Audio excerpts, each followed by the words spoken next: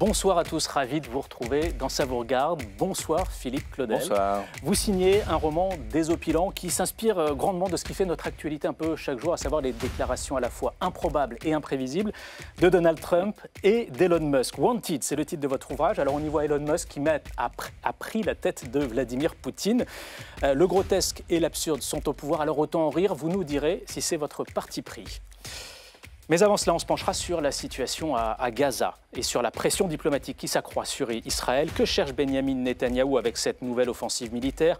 Pourquoi la France et l'Europe ont changé de ton vis-à-vis d'Israël? Enfin, le soutien de Donald Trump à l'État hébreu est-il vraiment indéfectible? On en débattra ce soir avec nos invités. Enfin, la séance de rattrapage, tout ce qu'il s'est passé cette semaine à l'Assemblée avec des macronistes très en colère, vous le verrez. Voilà pour le sommaire. Philippe Claudel, est-ce que vous êtes prêt? Je vous suis. On y va, c'est parti.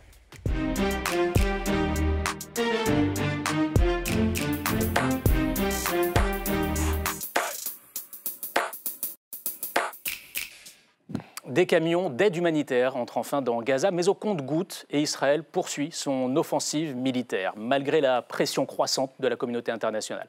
Alors cette pression va-t-elle faire reculer le gouvernement israélien? Donald Trump lui-même va-t-il durcir le ton?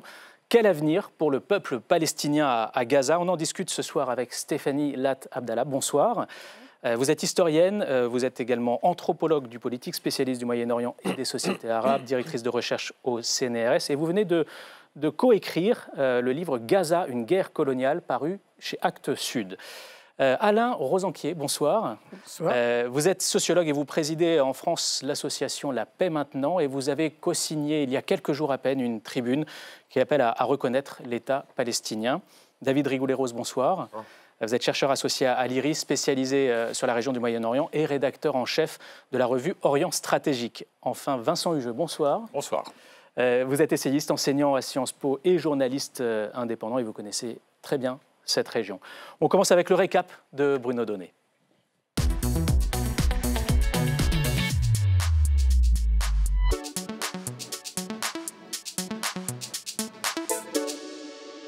Bonsoir Bruno. Bonsoir Clément, bonsoir à tous. Et dans votre récap ce soir, Bruno, un Premier ministre israélien de plus en plus isolé. Oui, regardez bien ces images Clément, car elles sont un symbole hautement symptomatique. Hier, 87 camions chargés de farine, d'aliments pour bébés et d'aide humanitaire en tout genre ont été autorisés par Israël à entrer dans Gaza après 80 jours de blocus. Alors c'est un symbole d'ouverture, certes, mais c'est surtout la conséquence de la très forte pression internationale que subit actuellement Israël. Écoutez par exemple comment le chef de la diplomatie française a qualifié la situation à Gaza cette semaine. Elle est insoutenable parce que la violence aveugle, le blocage de l'aide humanitaire par le gouvernement israélien ont fait de Gaza un mouroir, pour ne pas dire un cimetière. Car c'est bien la politique de Benjamin Netanyahou qui est aujourd'hui dans le viseur. En France, les attaques sont arrivées de toutes parts. Et après le ministre des Affaires étrangères, c'est le président du Sénat qui l'a très fermement condamné hier matin. On est en train d'assimiler Israël à la seule politique de Netanyahou. Une politique dont je considère qu'aujourd'hui elle est devenue insupportable, notamment à Gaza. Vous connaissez mon engagement. Alors la pression est forte en France, mais elle est également dans toute l'Europe. Car à l'initiative des Pays-Bas, l'Union européenne menace désormais de réexaminer son association avec Israël, une démarche validée par le Quai d'Orsay. Nous avons soutenu cette initiative et j'appelle la Commission européenne à faire cet examen, à instruire cette demande. Pris dans cet énorme tourbillon diplomatique, Benjamin Netanyahou a fait part de son agacement et il s'en est notamment pris au Premier ministre britannique, canadien, mais également à Emmanuel Macron. Vous ne serez pas surpris d'apprendre que le Hamas a remercié le président Macron et les premiers ministres Starmer et Carney d'avoir exigé qu'Israël mette immédiatement fin à sa guerre à Gaza. Le Premier ministre israélien, Bruno, qui semble également être lâché par son plus puissant allié. Donald Trump, qui vient de lui infliger une spectaculaire série de camouflets. Il a négocié directement avec le Hamas la libération de 7 hommes. Il s'appelle Edan Alexander, c'est un otage israélo-américain qui est resté détenu pendant 583 jours. 2, il a conclu un cessez-le-feu avec les Houthis du Yémen. C'est un groupe terroriste qui a juré l'éradication d'Israël, rien que ça. Et 3, il a levé les sanctions qui pesaient sur un grand ennemi d'Israël, la Syrie. Je vais ordonner l'arrêt des sanctions contre la Syrie pour leur donner une chance de grandeur. Bref, Benjamin Netanyahou n'a jamais été aussi seul qu'aujourd'hui. Il lui reste encore une grosse couleuvre à avaler, puisque dans moins d'un mois, la France devrait annoncer à l'ONU qu'elle reconnaît officiellement un État palestinien. Merci beaucoup, Bruno Donnet. Je commence par vous, David Rigoulet-Rose. On vient d'entendre le ministre français des Affaires étrangères comparer Gaza à un mouroir, à un cimetière, mais les victimes civiles palestiniennes, elles sont là depuis le début. Qu'est-ce qui a provoqué ce changement de ton à la fois en France et en Europe? Ça coïncide avec l'annonce officielle de l'opération militaire dite Chariot de Gédéon, qui est supposée être une opération je cite, puisque les mots ont été utilisés, de conquête de l'enclave en fait. Ce qui n'était pas le cas jusqu'à présent, les modalités. Donc il y a un changement de paradigme qui effectivement aura des conséquences encore plus importantes en termes humanitaires. Donc c'est une anticipation d'une situation qui est déjà catastrophique. Et qui devient insoutenable, et ce qui explique les changements des éléments de langage, qui sont effectivement, ils n'ont jamais été aussi fermes de la part des ministres français, mais au sens large plutôt des Européens. C'est pas forcément ça qui fera bouger Netanyahou, puisque vous évoquiez le fait des camions qui sont rentrés, qui sont une goutte d'eau, mais c'est un signe qu'en réalité, c'est la pression américaine. C'est Donald Trump.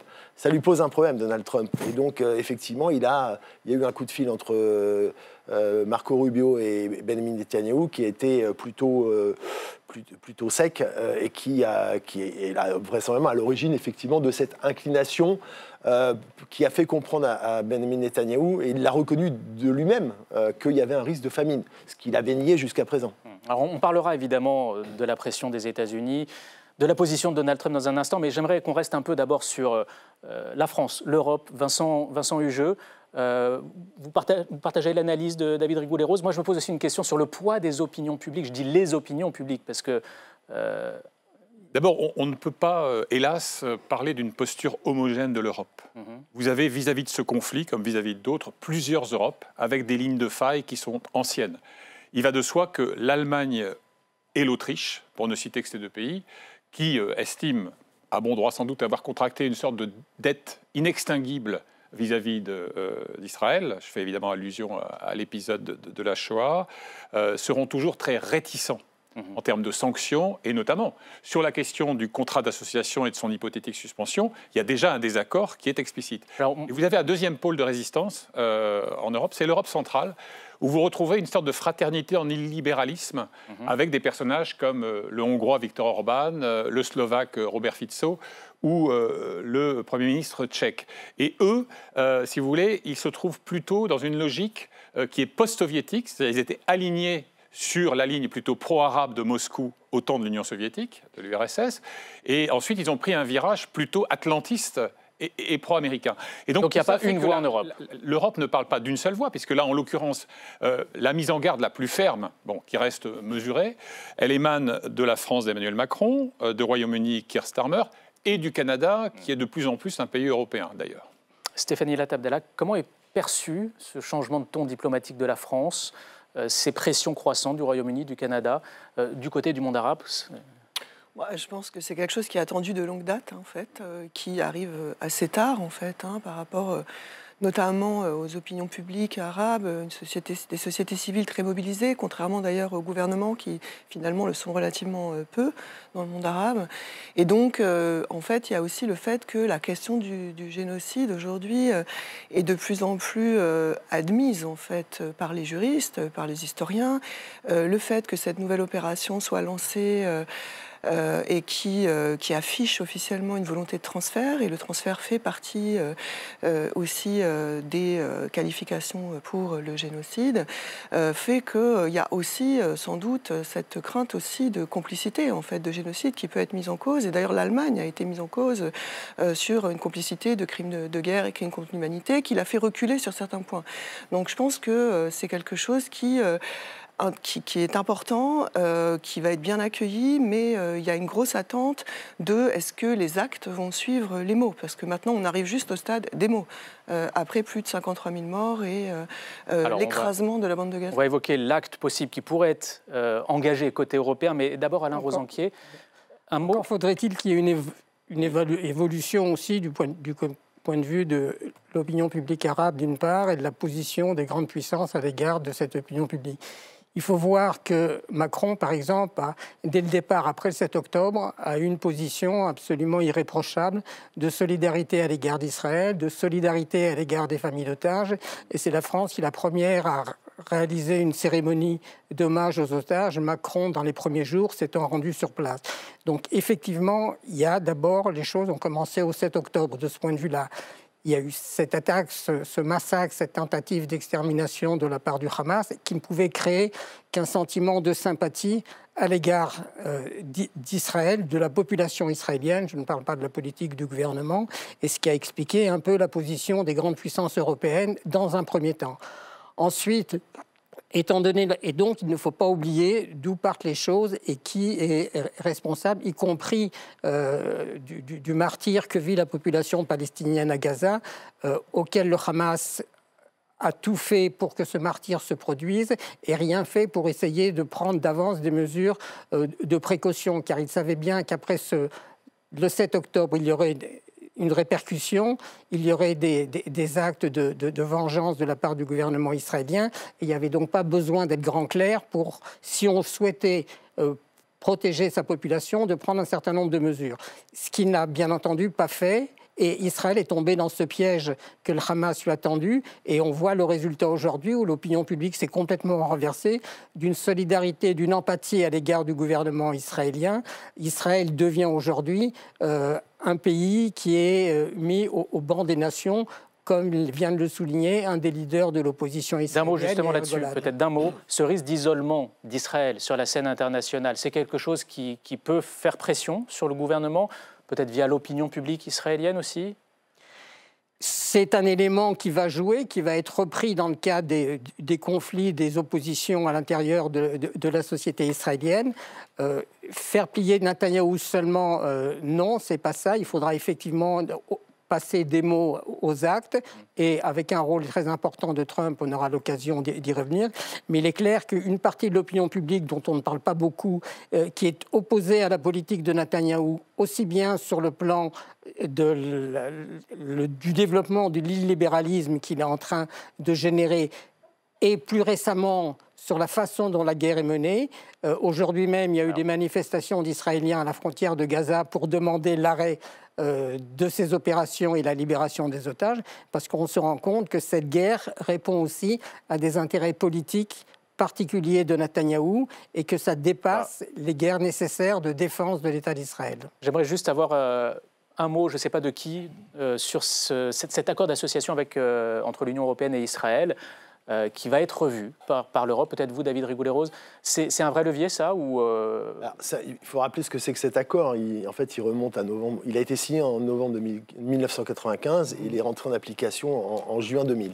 C'est un accord globalement de libre-échange sur un certain nombre de secteurs agricoles, industriels, donc qui fait que l'Union européenne est aujourd'hui le premier partenaire commercial d'Israël. Donc en soi, effectivement, c'est un accord important, mais par-delà l'accord lui-même, d'ailleurs, il y a aussi des coopérations scientifiques, technologiques, donc, qui ne sont pas soulignées souvent, mais qui sont importantes. Et cet accord, effectivement, comme le disait Vincent Hugeux, le problème, c'est la position des Européens. C'est-à-dire que Kaja Kallas a dit qu'il allait réévaluer. Le chef de la diplomatie européenne. Et réévaluer, ça ne veut pas dire remis en cause. Il ne va pas être caduc. Donc, les mots. Vous n'attendez pas grand-chose de ce côté-là. Il ne faut pas en attendre grand-chose. Si, c'est un signalement politique qui est fort. Si, ça, Vincent Hugeux, vous êtes d'accord ? C'est pas négligeable. Alors, mais après, évidemment, il y a les divisions européennes, notamment entre un pays comme l'Espagne et l'Allemagne, que vous évoquez, qui sont évidemment très importants. Alors, ça n'est pas anodin au sens où Benjamin Netanyahou peut parfaitement feindre l'indifférence, voire le mépris. Ça a un poids, ne serait-ce que par la dimension commerciale, économique qui vient d'être mentionnée. Dominique de Villepin, ancien Premier ministre, ancien ministre des Affaires étrangères, disait l'autre jour que ça ne suffirait pas, qu'il faudrait y ajouter 2 autres mesures volontaristes. D'une part, la suspension de toute livraison, je dirais, militaire et paramilitaire, y compris ce qu'on appelle les technologies duales, vous savez, ces technologies civiles, mais qui peuvent être détournées à des fins militaires. Et troisième élément, il disait que le mandat de la Cour pénale internationale visant Benjamin Netanyahou ne suffit pas et qu'il devrait être étendu à tous les acteurs politique et militaire de ce carnage. Mais on y reviendra, et je ne veux pas préempter cette partie de nos échanges. Il est parfaitement clair qu'il y a un acteur et un seul qui peut, s'il le veut vraiment, infléchir la posture de Netanyahou, c'est Donald Trump. On va en parler. Je me tourne vers vous, Philippe Claudel.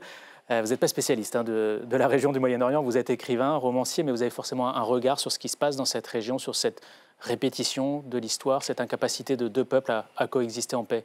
Je suis citoyen du monde, je n'ai pas d'expertise comme vous le dites, mais je suis un passionné de géopolitique et tout ce qui agite la planète aujourd'hui, on le sait, a des conséquences sur nos vies quotidiennes. Moi, je suis à l'image de beaucoup, comme Alain Rosenkier le rappelait tout à l'heure, c'est-à-dire que dans un premier temps, il y a cette sidération après cette attaque du 7 octobre.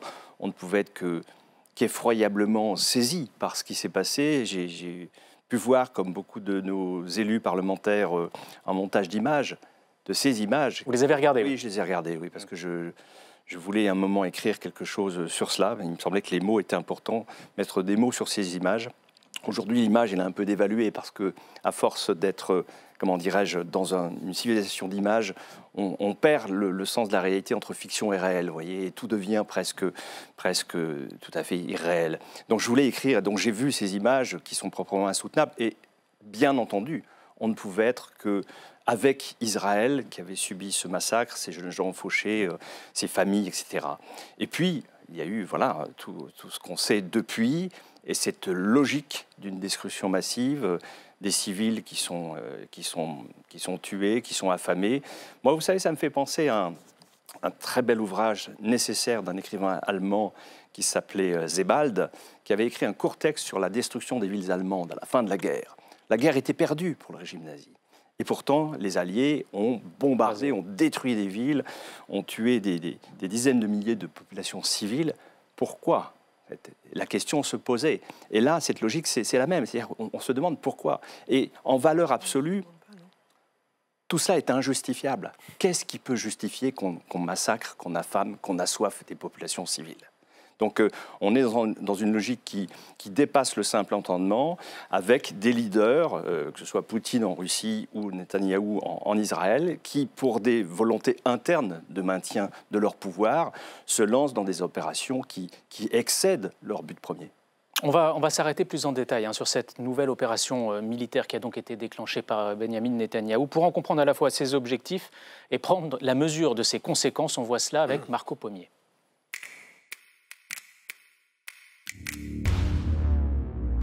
C'est une offensive sans précédent. Sur ces images, l'armée israélienne communique sur ses avancées au sol dans l'enclave palestinienne. Opération baptisée « Les chariots de Gédéon ». L'objectif est clair, conquérir et contrôler toute la bande de Gaza.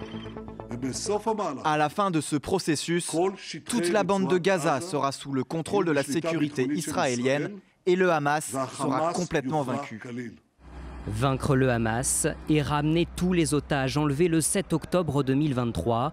Avec cette campagne militaire de grande ampleur, Tsahal semble vouloir occuper Gaza durablement en déplaçant plus de 2 millions de Palestiniens dans le sud de l'enclave, entre la frontière de l'Égypte et le corridor de Morag. Le haut-commissaire de l'ONU pour les droits humains met en garde contre un nettoyage ethnique. Alors que la crise humanitaire s'aggrave, cette semaine, Israël a autorisé des camions d'aide alimentaire à entrer dans l'enclave après avoir imposé un blocus total pendant 2 mois et demi. Ici, dans ce camp de réfugiés, des paquets de pain sont distribués, pas suffisants pour nourrir toute une famille. Nous leur demandons d'ouvrir les points de passage et de permettre l'entrée de médicaments pour les enfants, de nourriture, de fruits, de pain et de farine, de n'importe quoi, pour que les gens et surtout les enfants puissent manger, car ils sont tous mal nourris et ont perdu du poids. Des enfants qui souffrent de malnutrition, des Gazaouis désespérés qui se battent pour manger, comme ici à Khan Younes début mai, l'ONU dénonce des conditions inhumaines. Chacun des 2,1 millions de Palestiniens de la bande de Gaza est menacé par le risque de famine. Une personne sur 5 risque de mourir de faim. La famine, les bombardements, le quotidien des Palestiniens dans un territoire dévasté par la guerre.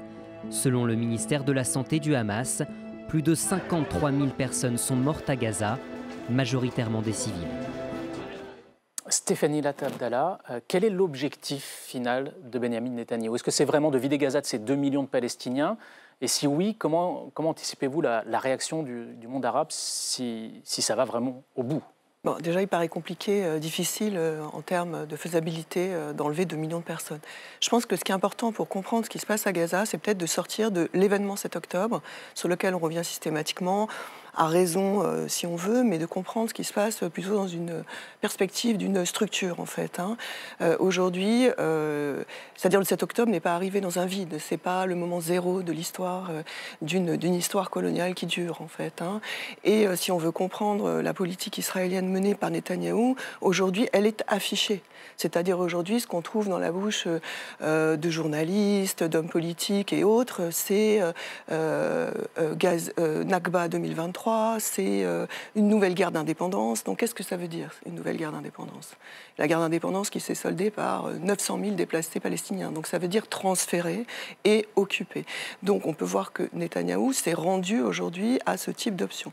Donc son option principale, c'est, s'il ne peut pas transférer tous les Palestiniens, parce que ça paraît compliqué, c'est les masser dans un certain endroit et essayer de gérer cet espace qui serait majoritairement dominé par l'armée et par des organismes humanitaires militarisés, une société privée américaine, avec une gestion de cette bande de Gaza sous perfusion humanitaire, donc en gros pour empêcher la mort et maintenir un niveau de vie minimal, avec aucune, prise en compte de l'autodétermination des Palestiniens ou d'une quelconque société ou identité ou volonté politique. Et ça, c'est quelque chose qui aujourd'hui est affirmé très clairement.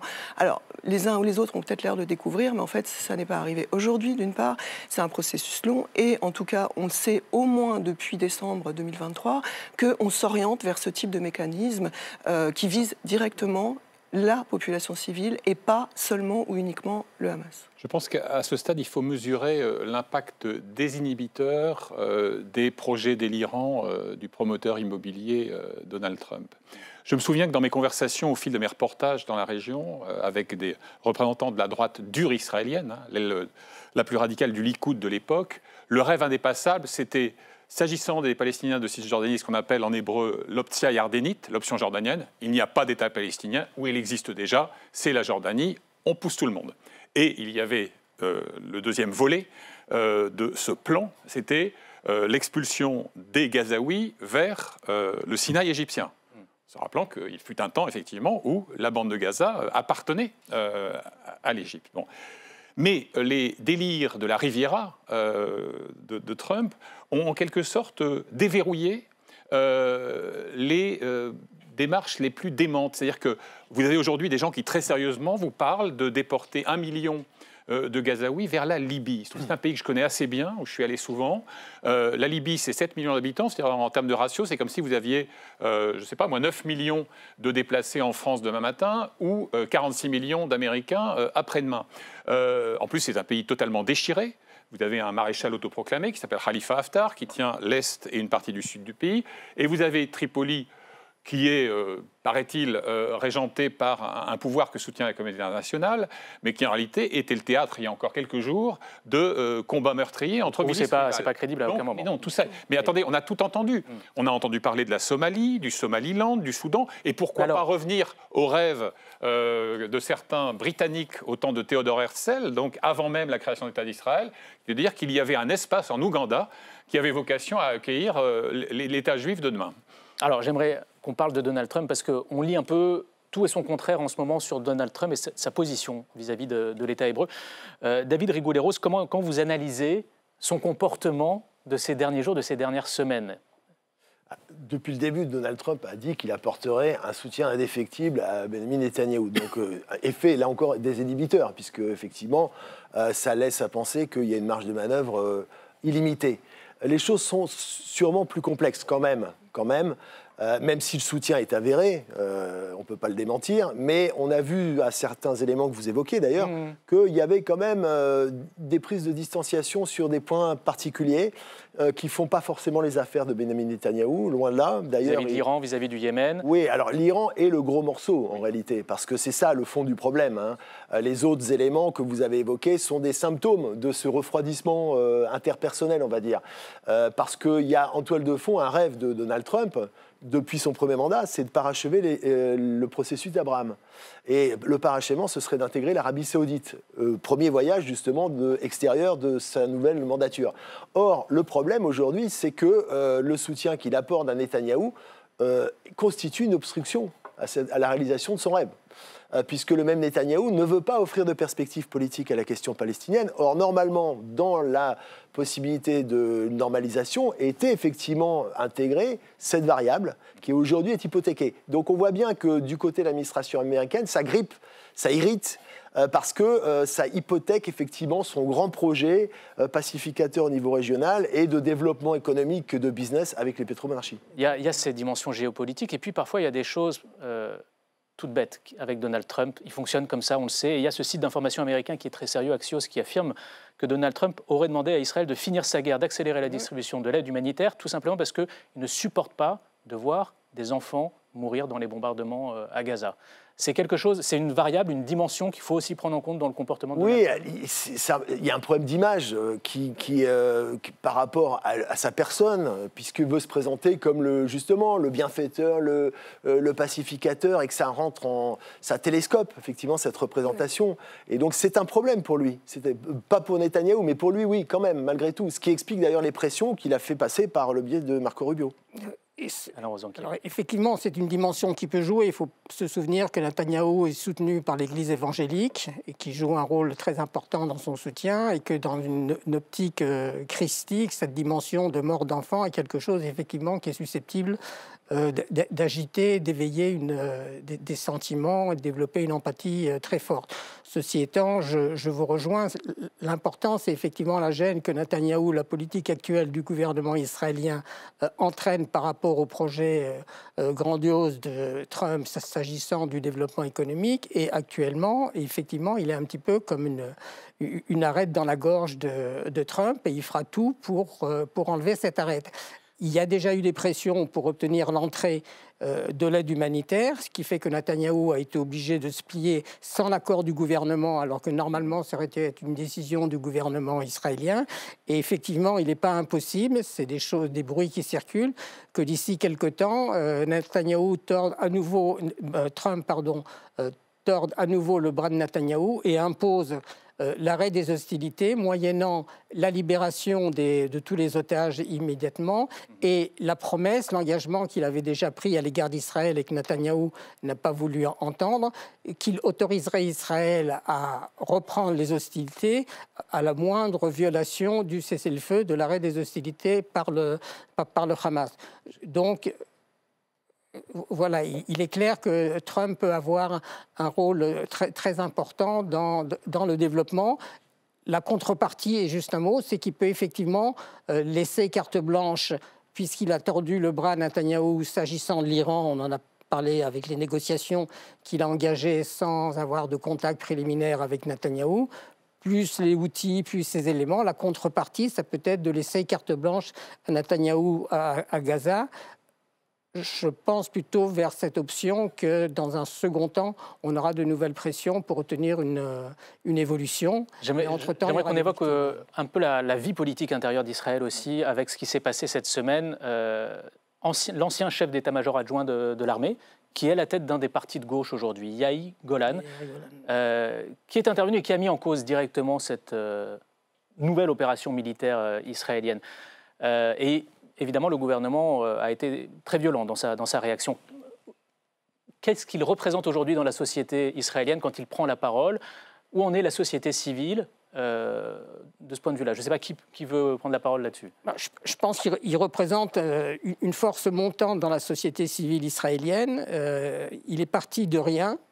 je veux dire, les partis qu'il représente, le Parti travailliste n'avait même pas obtenu de députés, il était en dessous du seuil électoral. Le MRS, l'autre parti de gauche, était très affaibli, et donc ce camp-là a été très affaibli. Yair Golan, en prenant la direction de ces deux partis qu'il a fusionnés pour créer les démocrates, et effectivement la force montante, qui reste minoritaire, ça c'est clair, mais la force montante, tous les sondages lui donnent un nombre de sièges qui croît de sondage en sondage, compte tenu à la fois de sa personnalité et du discours qu'il tient, de lutte contre les attaques contre la démocratie israélienne, et également un certain langage de vérité s'agissant du conflit israélo-palestinien, à savoir que si la perspective est effectivement une solution à deux États, dans un premier temps, compte tenu de ce qui s'est passé le 7 octobre, qui n'était pas une guerre pour libérer la Palestine, mais était une guerre lancée par le Hamas à vocation religieuse, l'intitulé de l'opération faisait référence à El-Aqsa et non pas à la libération de la Palestine. C'est dans le cadre d'une vision islamiste au sens large de libération de la terre d'islam de toute présence étrangère. La dimension de la libération de la Palestine s'est greffée là-dessus, mais l'intitulé de l'opération du 7 octobre, ce n'était pas la libération de la Palestine, ce n'est pas l'autorité palestinienne, le Fatah, qui a lancé cette opération, mais c'est dans cette optique-là, avec également la façon... On va revenir peut-être sur ce qui se passe en Israël aujourd'hui. Voilà. J'aimerais avoir votre point de vue, Vincent Hugeux, parce qu'il y a Yair Golan. La parole circule, si possible. Évolution, oui. Allez. Je veux dire, il y a une évolution. Si jusqu'à présent, la société civile israélienne s'était mobilisée pour la défense de la démocratie, depuis quelques semaines, on sent qu'il y a des mots d'ordre permanents de fin de la guerre. Il faut mettre fin aux hostilités, obtenir la libération des otages.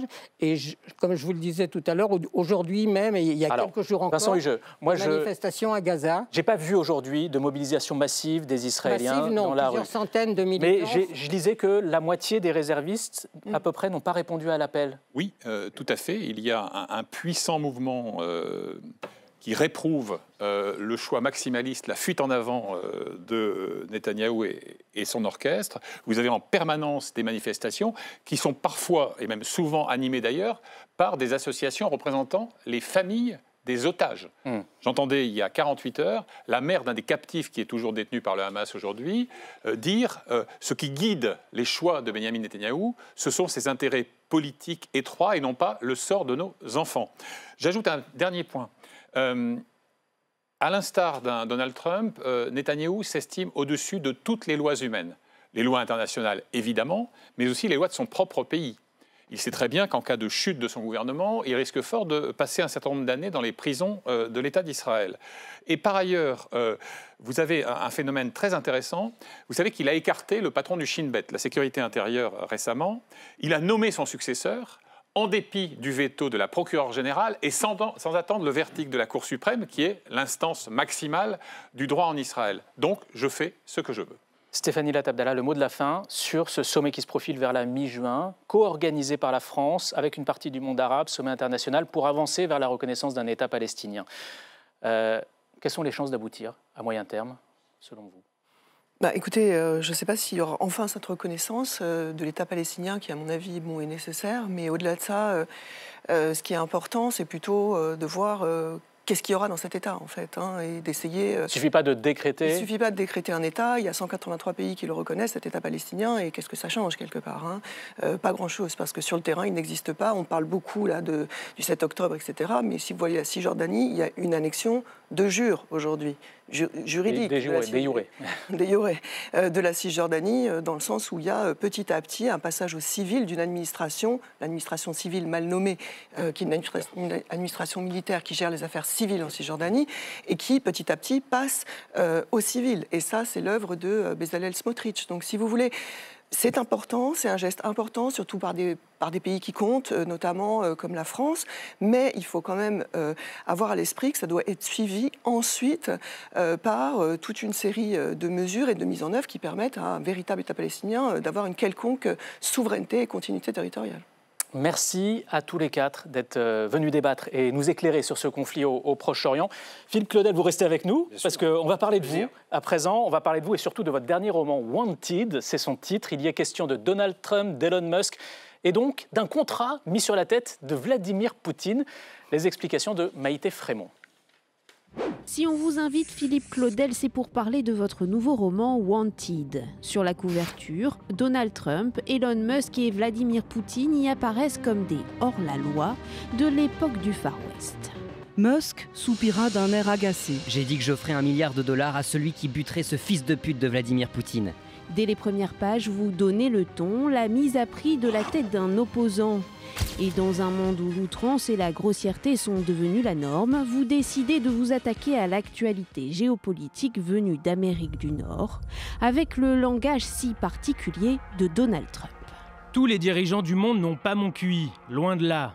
C'est dur de négocier avec des cons, très dur, je peux vous le dire. Moi, je suis un génie, tout le monde le sait, je suis très loin au-dessus. Faites-moi confiance, ce n'est pas parce que je suis seul que je vais les laisser me baiser. Vous livrez là une dystopie délirante qui tourne en dérision les puissants de notre époque. Vous, Philippe Claudel, président de l'Académie Goncourt. Vous, l'écrivain de nombreux romans, prix Renaudot notamment pour Les âmes grises. Et depuis 20 ans, vous tissez une œuvre traversée par la mémoire, l'exil et la culpabilité. Avec Wanted, le lecteur lit une farce burlesque, certes, mais l'absurde et l'ironie peuvent être, semble-t-il aussi, Philippe Claudel, une redoutable arme de combat. À vous la parole. Alors Philippe Claudel, Maïté Frémont le disait à l'instant, vous poussez l'absurde jusqu'à l'extrême dans ce roman. Alors moi j'ai beaucoup ri, mais en tant que lecteur j'en suis sorti un peu désorienté, presque mal à l'aise de rire à ce point. Qu'est-ce que vous avez voulu provoquer chez le lecteur ? Alors, le rire, Clément, vous l'avez noté, vous l'avez éprouvé, et ça, je pense que c'était le but principal. C'est-à-dire que face à une situation mondiale générée par la deuxième investiture de Trump, j'ai eu le sentiment, moi le premier, que nous étions dans un sentiment de stupéfaction, de sidération. Tous les jours, tous les 2 jours, il y avait des annonces absolument délirantes de la part de ce président, qui nous laissaient désarmés et surtout atones et aphones. Et je me suis dit, mais qu'est-ce que peut un écrivain par rapport à ça ? Quand la réalité dépasse la fiction, quand il est en train de décrire une histoire qu'on n'aurait jamais osé imaginer. Et après quelques semaines comme ça de catalepsie, je me suis dit, mais il y a peut-être quelque chose à faire. Et je suis revenu aux fondamentaux de ce pays qui est les États-Unis d'Amérique. Sur quoi se sont bâtis les États-Unis ? Sur la violence, le Far West, sur les armes, sur la dépossession de terres qui appartenaient à des peuples autochtones, sur la mort, sur le sang, sur l'argent. Avec cette figure qui a été un peu mythifiée, embellie par Hollywood, celle du chasseur de primes. Je me suis dit, Musk, Trump, ces êtres complètement décomplexés, qui osent tout faire, qui osent tout dire, quelque part dans leur cerveau, que se passe-t-il ?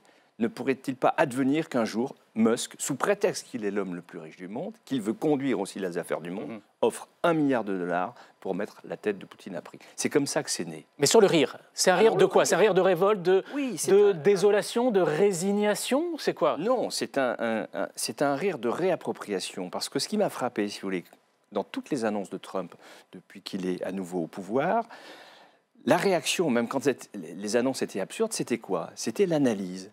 C'était qu'on prenait toutes ces... On veut rationaliser l'irrationnel. Exactement, avec rationalité, en analysant dans les rédactions, dans les chancelleries, dans les gouvernements, alors qu'il aurait peut-être suffi d'un vaste éclat de rire pour le ramener à sa position, et justement le ramener à qui il est fondamentalement, c'est-à-dire un homme de télé, un entertainment, un homme de show et un dealmaker, qui pense que toutes les affaires du monde peuvent se régler comme une transaction immobilière. Et avec un gros coup de poing sur la table quand l'autre n'est pas d'accord.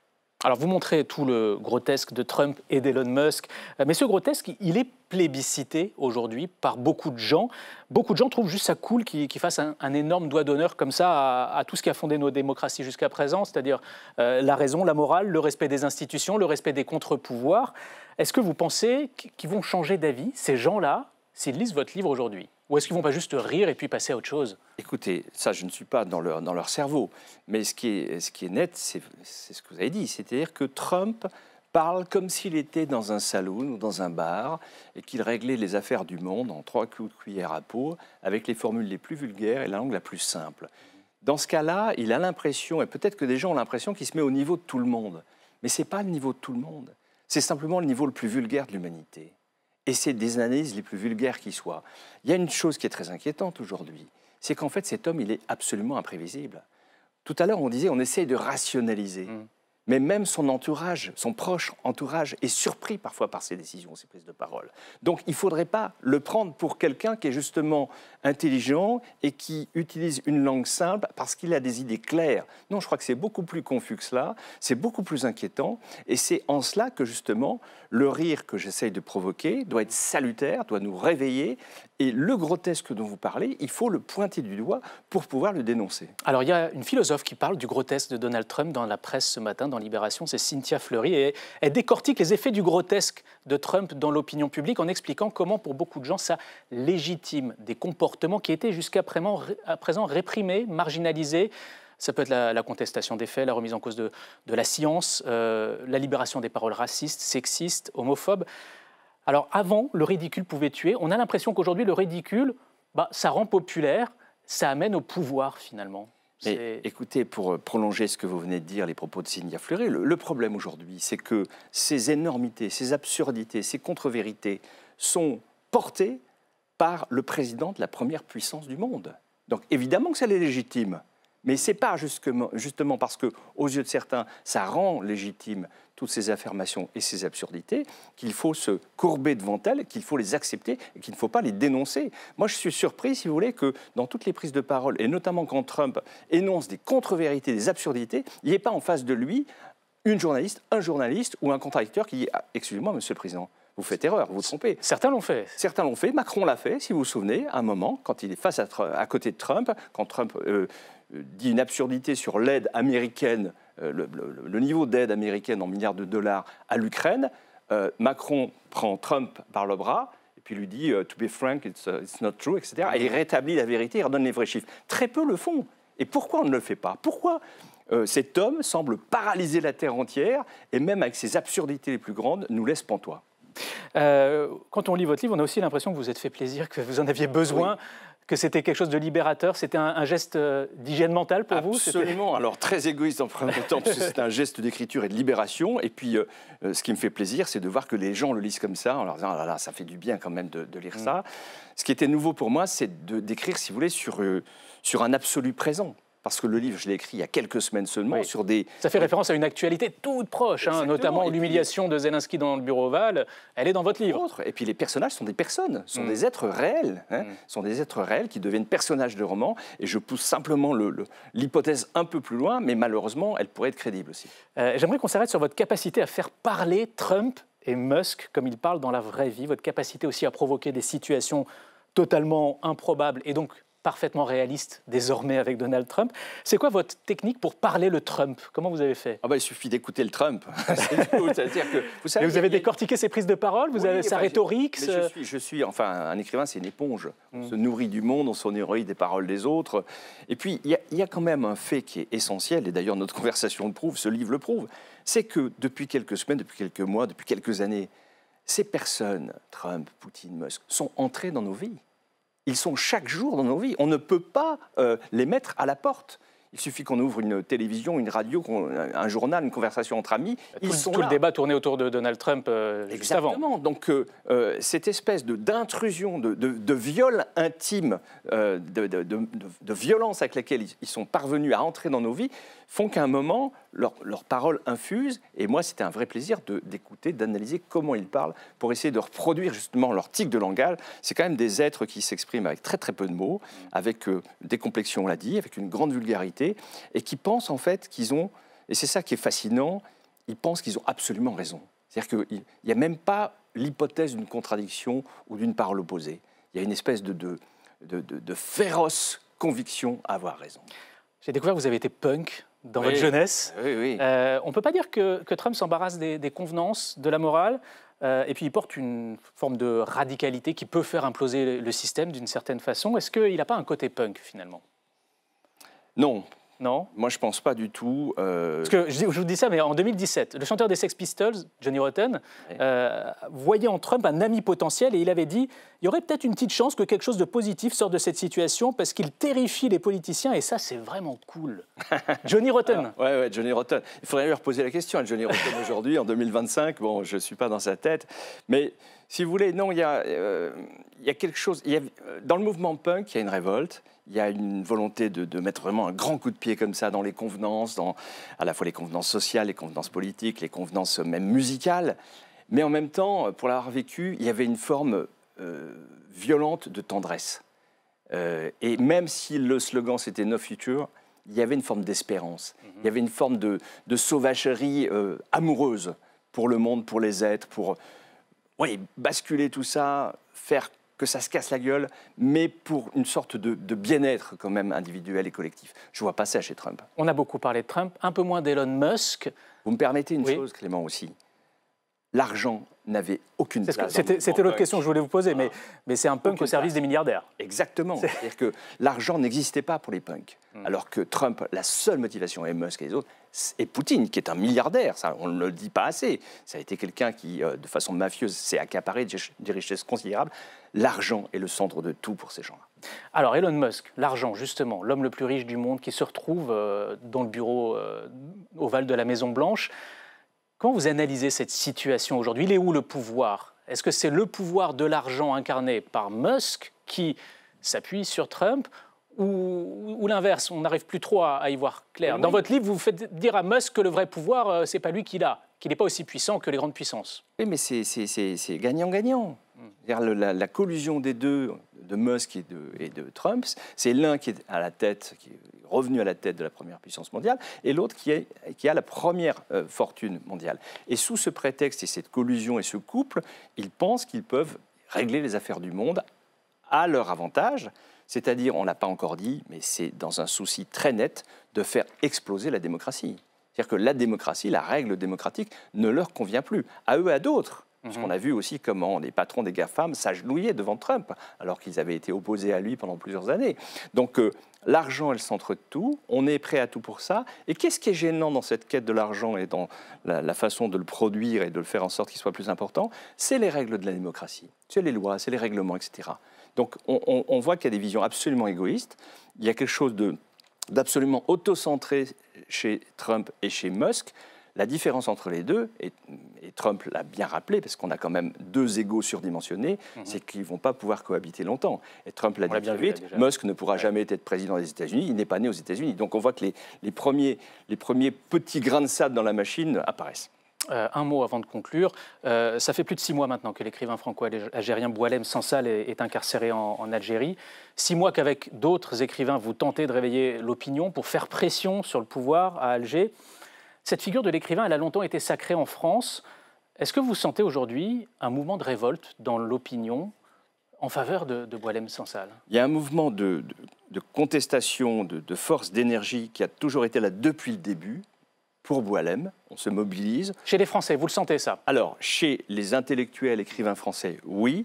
Plus largement, moi j'ai toujours déploré que la communauté algérienne, qui comme on le sait est très importante dans notre pays, c'est la première communauté étrangère, si on prend les enfants de cette communauté, on atteint des millions de personnes, je regrette qu'elle ne se mobilise pas plus pour un de leurs doubles compatriotes français et algériens. Donc là, j'aimerais bien entendre un peu plus de monde, un peu plus de voix. Mais les Français dans leur ensemble, on a l'impression qu'il y a une forme d'indifférence, qu'on s'accommode presque de tout. Non, je ne suis pas d'accord avec vous. De la situation de Boualem Sansal, de ce que peut faire Trump. Je ne suis pas d'accord. Je pense qu'il y a vraiment un sentiment et une conscience. Boualem, beaucoup en parle, beaucoup le lisent, beaucoup le découvrent aussi. C'est ce qui est important. Je dis toujours, parlons de lui, lisons-le. C'est le plus beau cadeau, c'est le plus grand soutien qu'on puisse lui faire. Et par rapport à Trump et à cette situation mondiale, il faut quand même reprendre conscience d'une chose, c'est que nous sommes des citoyennes et des citoyens. Nous avons toutes et tous un pouvoir. Nous n'avons pas toujours le pouvoir de délégation. C'est à nous aussi à reprendre ce pouvoir et à dire fermement les choses. Merci à vous Philippe Claudel. Je rappelle donc le titre de votre roman Wanted, publié chez Stock. Vous restez avec nous parce que maintenant on va faire le point sur l'actu de la semaine à l'Assemblée. C'est la séance de rattrapage.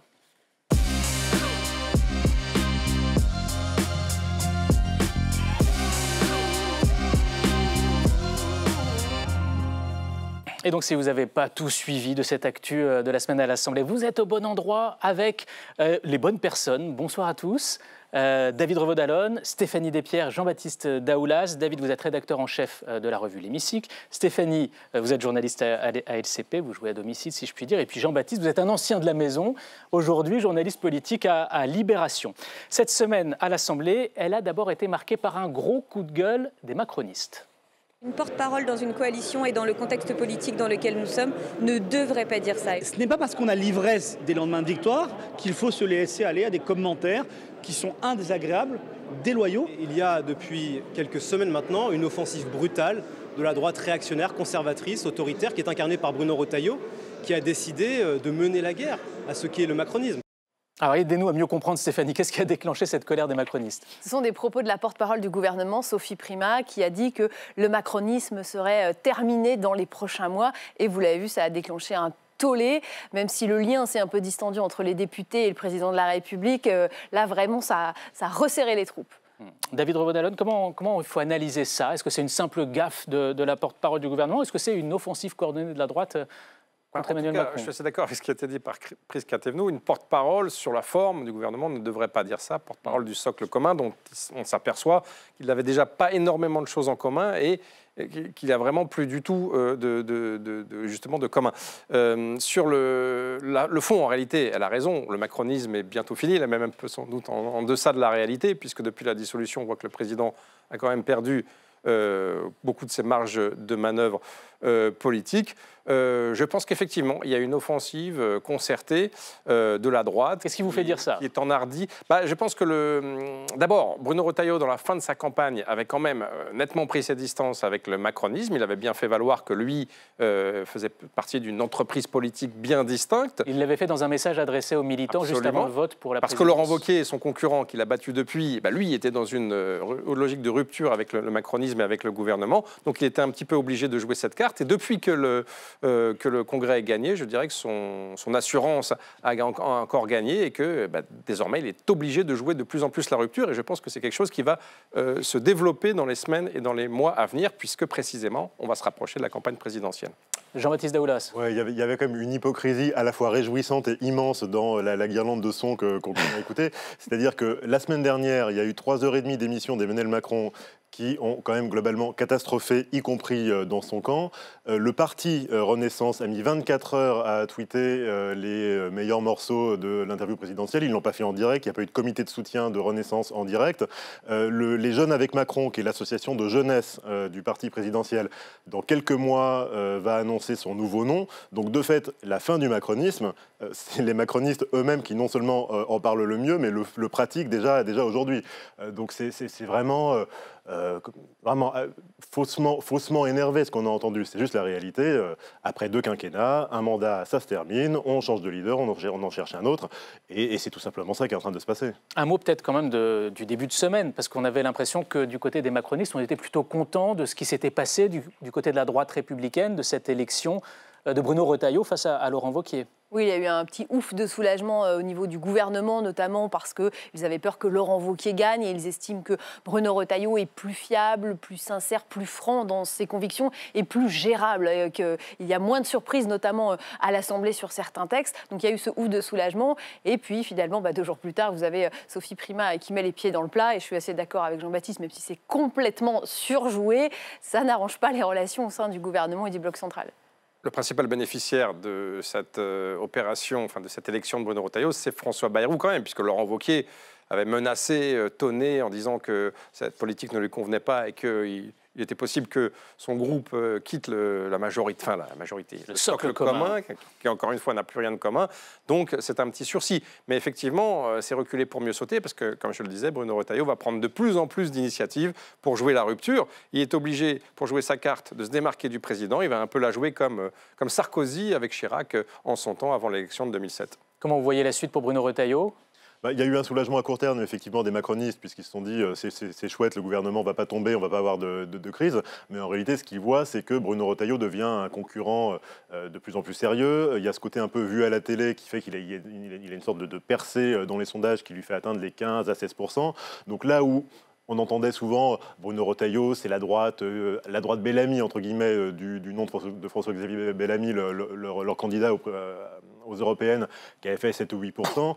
Il commence à se rendre compte que sur un malentendu, il pourrait être plutôt un candidat sérieux qui priverait éventuellement, même si on est encore très loin de tout ça, mais qui priverait éventuellement un candidat du bloc central d'accéder au deuxième tour. Donc, ça commence à devenir un petit peu compliqué pour eux. Et puis, il y a aussi une forme de droitisation qui est imprimée par Bruno Retailleau, qui les force à courir après lui aussi. Philippe Claudel, est-ce que vous avez un mot, un regard à apporter sur ce débat? Ça m'intéresse avec grande passion. Je voulais simplement ajouter que Gérard Larcher en avait remis une couche aussi par rapport à ce qu'on vient de dire. C'est vrai, ce matin. Et moi, ce qui m'intéresse, c'est de voir en fait ces différentes prises de parole. Je les analyse comme une tentative de revitaliser une droite classique qui était quasiment inexistante. Donc on essaye de lui redonner des forces de toutes les façons possibles, avec des déclarations qui peuvent parfois surprendre, voire choquer.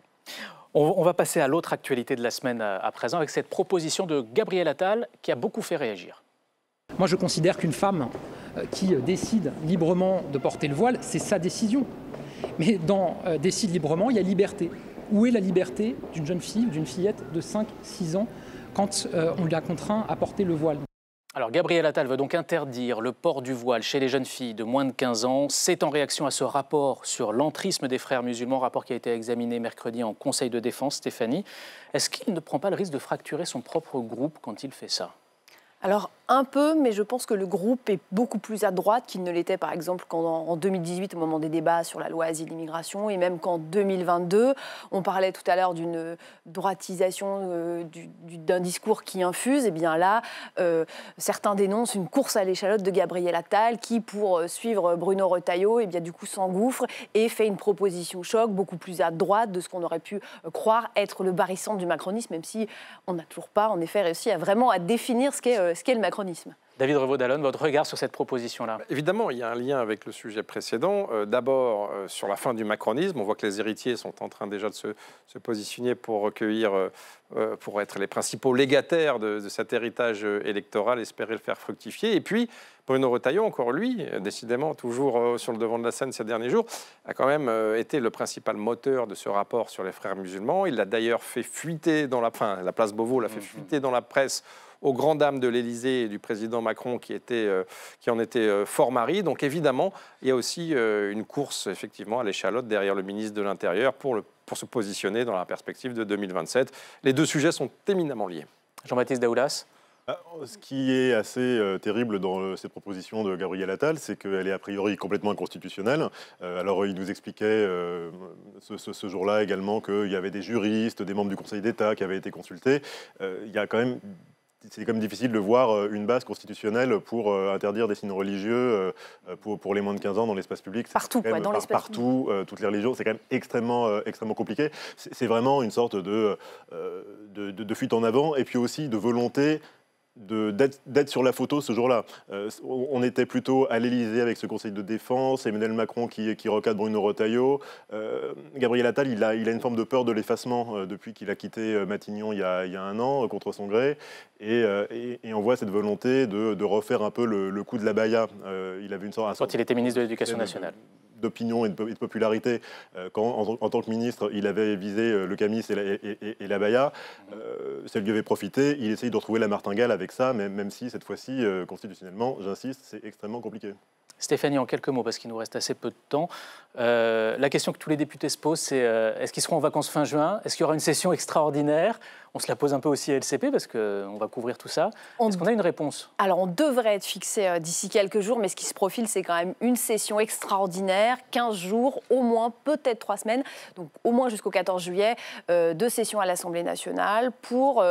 peut-être finir certains textes, parce que vous savez, le calendrier est très chargé, il est en retard, mais le gouvernement veut aussi apporter des nouveaux textes, par exemple un texte sur le statut de l'élu, un accord aussi entre patronat et syndicats sur les seniors qui doit être transposé dans la loi. David. L'intéressant, c'est que ce n'était pas du tout le plan initial. Patrick Mignola, il y a quelques semaines, considérait qu'il ne fallait surtout pas de session extraordinaire parce que ça fournissait une cartouche en plus en cas d'éventuelle motion de censure. D'abord, la motion de censure, elle s'éloigne. Et puis, effectivement, il y a beaucoup de textes à faire passer. On peut rajouter la loi sur l'audiovisuel que Rachida Dati espère faire adopter très rapidement avant l'été. Le mot de la fin pour vous, Philippe Claudel. Est-ce que vous suivez un peu ce qui se passe à l'Assemblée? Quel est votre regard? Est-ce que vous regardez les débats dans l'hémicycle? Oui, alors je ne les regarde pas tous, mais j'en regarde un certain nombre. Et écoutez, ils sont à l'image de ce que je déplore parfois. Bon, ils sont souvent de qualité, mais si on regarde un petit peu ce qui dysfonctionne, c'est à l'image un petit peu de ce qui dysfonctionne dans notre société. C'est-à-dire que moi, ce qui me chagrine, c'est qu'on n'arrive plus à se parler, on n'arrive plus à s'entendre, on n'arrive plus à s'écouter. J'ai mes opinions, vous avez les vôtres, mais vous le constatez quand vous regardez les débats dans l'hémicycle? Oui, parce qu'en plus, on est dans une forme de surenchère spectaculaire, d'invectives, d'agressions verbales, de niveau quand même de langue qui s'affaiblit. Ça s'est un peu calmé ces derniers temps. Oui, c'est vrai, vous avez raison. Ces derniers temps, ça s'est un peu calmé.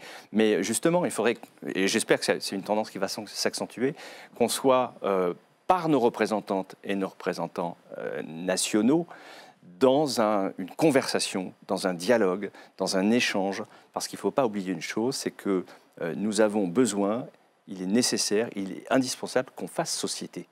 Et faire société, c'est déjà quelque chose qui se construit sur le dialogue.